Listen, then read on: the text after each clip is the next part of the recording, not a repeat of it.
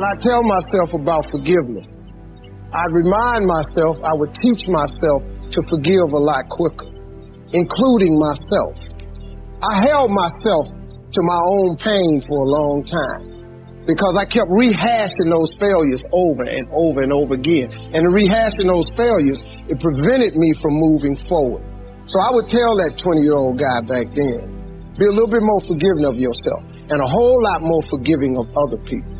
To remember that Lord's Prayer that your mama taught you. Forgive us our trespasses as we forgive those who trespass against us.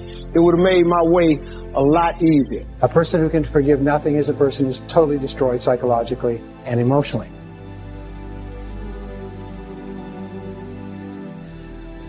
Forgive your parents. Forgive any relationship that you ever had that didn't work out. Forgive everyone else in your life that has ever hurt you in any way. Forgive yourself.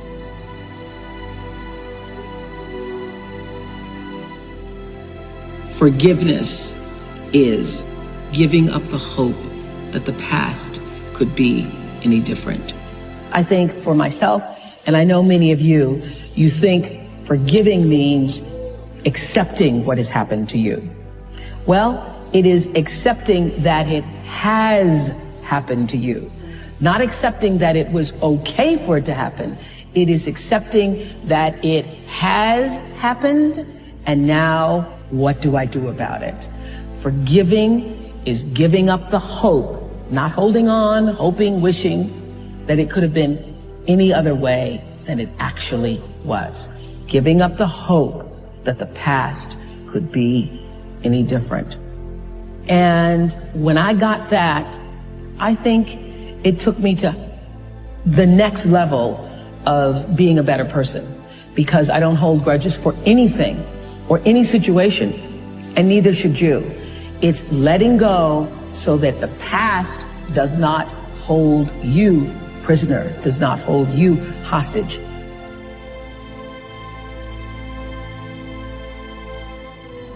You have to be willing to break from the past to have the future you so desperately desire. You have to have the courage to allow yourself to honor the past as it was, to forgive those who need to be forgiven, to forgive yourself, and to acknowledge that everything led you to this point now. Everything. I've always known this, but somebody told me something one time about forgiveness. Forgiveness is not for the other person. Forgiveness is you. See, your unwillingness to forgive another person is like you sipping the poison, waiting on them to die. You can't sip the poison of unforgiveness and expect them to die. Forgiveness is for you. I don't have time for nonsense. You know, like like what they say about me in the blogs. It don't matter what they say. They don't know me. They don't even know me. They never met me. They say negative stuff about me. It don't mean nothing. Look at me. What I care what they say. God keeps blessing me. It don't matter what you say. You got to know who you are and whose you are. I know who I am and I know who I belong to. And that God of mine ain't gonna let nothing happen to me. If you do not include God in your life, man, you're making a horrible mistake. You're doing yourself a horrible injustice. You're making this way harder than it's got to be. God really does want to help you. He really does. We all have things that come against us. It's easy to live uptight, wondering how it's going to work out. What if the medical report isn't good? What if my finances don't get better? What if my child doesn't get accepted in that school? We tried to figure it out. We've done our best, but we don't see anything changing. If we're not careful, we'll live worried, discouraged, not expecting it to get better. But there's a simple phrase you have to keep down in your spirit. God's got this. He's on the throne. He sees what's happening. He already has the solution. You don't have to figure it out. There may not be a logical answer. In the natural, you don't see a way. That's okay. We serve a supernatural God. He has ways to do it we've never thought of. And instead of trying to force it to happen, living uptight, you have to let go and let God. When you turn it over to Him and say, God, I know you've got this. I know you're in control. Not only will you feel the heaviness, the weight lift off of you, but God will make things happen that you couldn't make happen. And some of the things that are frustrating you now, causing you to lose sleep, that would all change if you would have this new perspective that God's got this.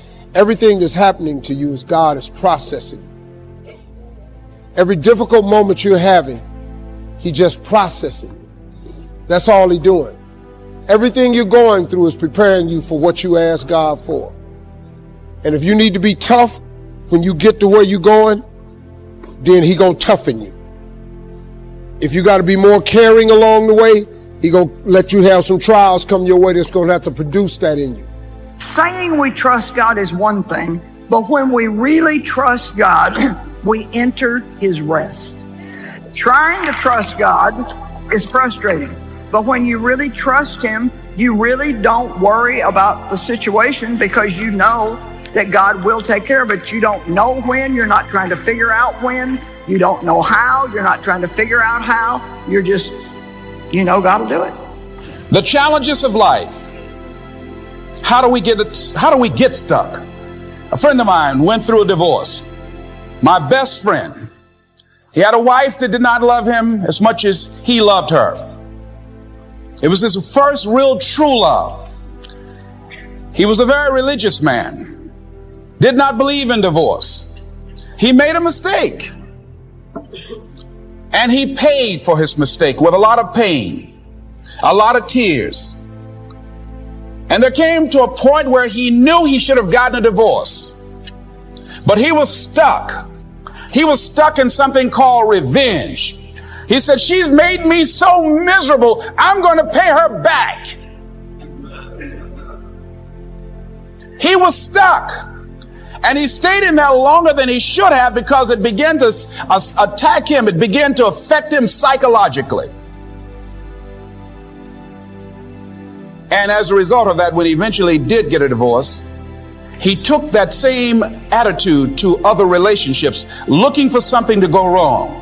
He was burned so badly, he did not want to risk pain again. He was going in relationships trying to avoid pain. When it became too close, he would do something to make sure the relationship did not work. He would always try and find something wrong with the person because there are no perfect people. So if you look for it, you can find it. He was stuck in revenge. Another friend of mine, working on a job, loved the company very much, expected to retire there. And one day they called him in the office, asked him for his badge and identification, called the security man up, walked into his desk, told him he was fired and he had to leave then. He was devastated.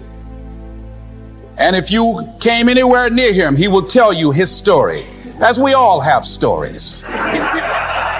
Even when he got a job, he went on the job telling anybody who would listen how they fired him unjustly. And he always ended with, it wasn't fair.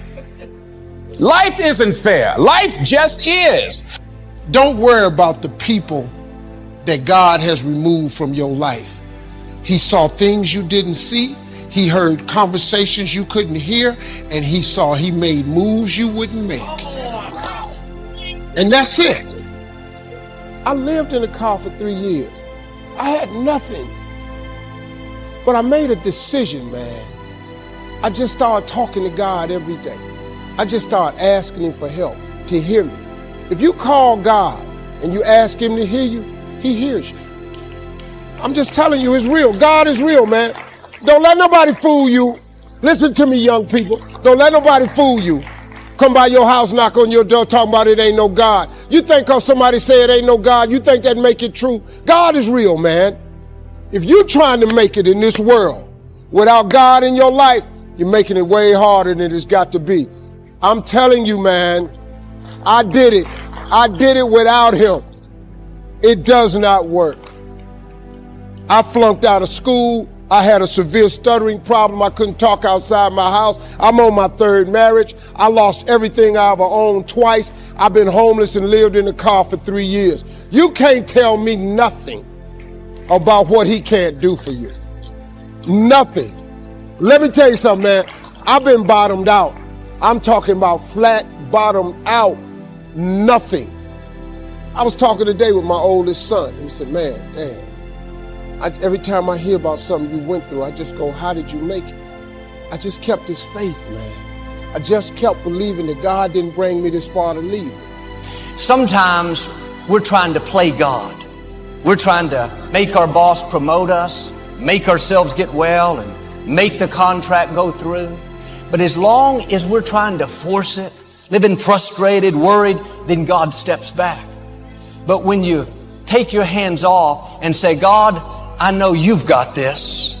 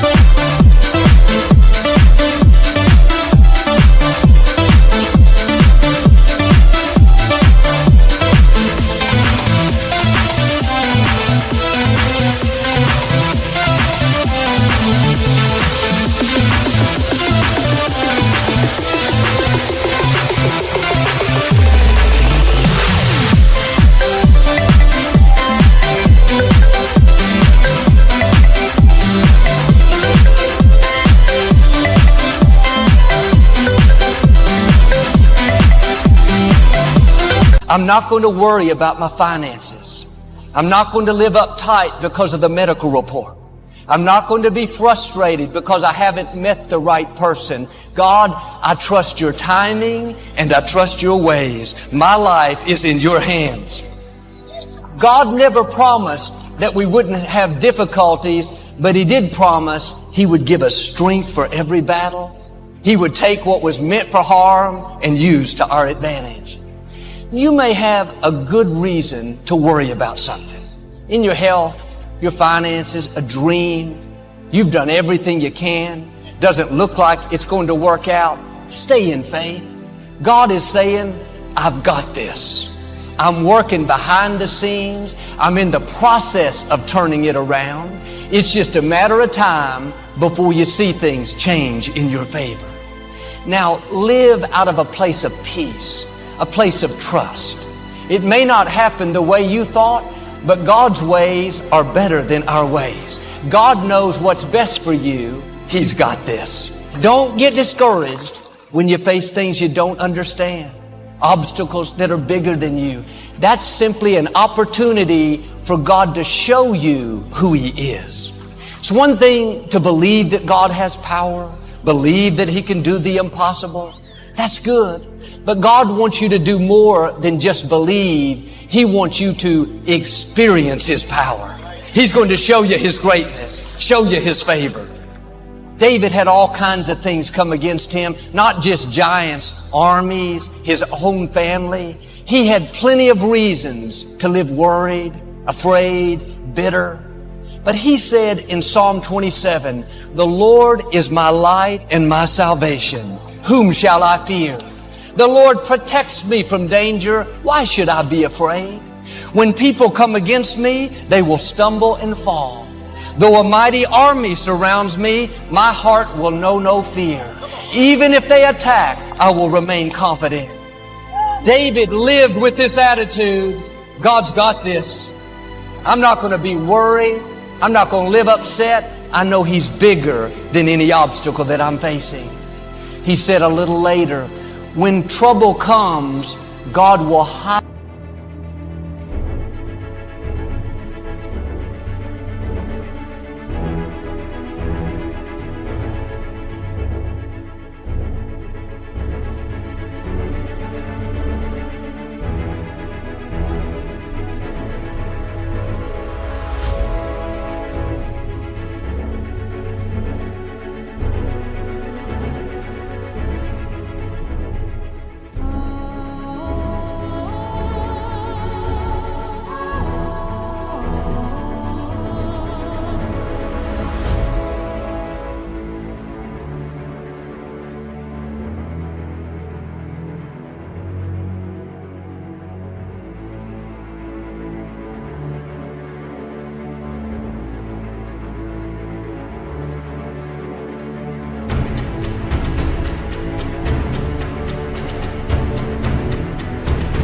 hide me. He will place me out of reach, high on a rock. You may have enemies coming against you, but you have an advantage. God has placed you out of reach. They can't defeat you. They can't keep you from your destiny. Now do like David. Remain confident. Keep your peace. It may feel like you're surrounded by an army. The truth is, you are surrounded by God's favor. The forces that are for you are greater than the forces that are against you.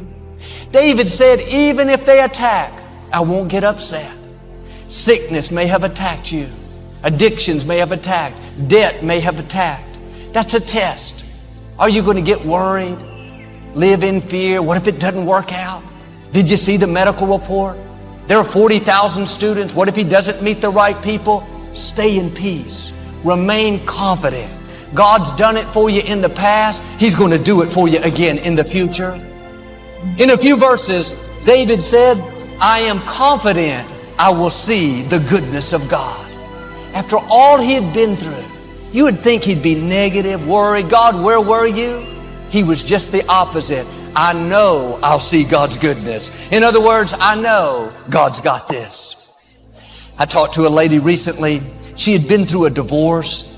She was carrying all the hurt and pain. She never dreamed her life would turn out like it had. And she was confused, discouraged, wondering why it had happened. One day, while driving in her car, she felt God say to her, I still have a good plan for your life. Let go of the old. I've got this. At that moment, she made the decision to stop worrying, to stop being down on herself. She let it go.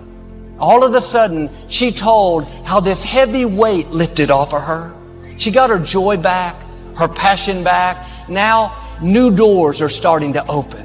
New relationships, new opportunities. She's starting to see the beauty for ashes. It all happened when she changed her perspective. Is something weighing you down today? Are you worried about a situation?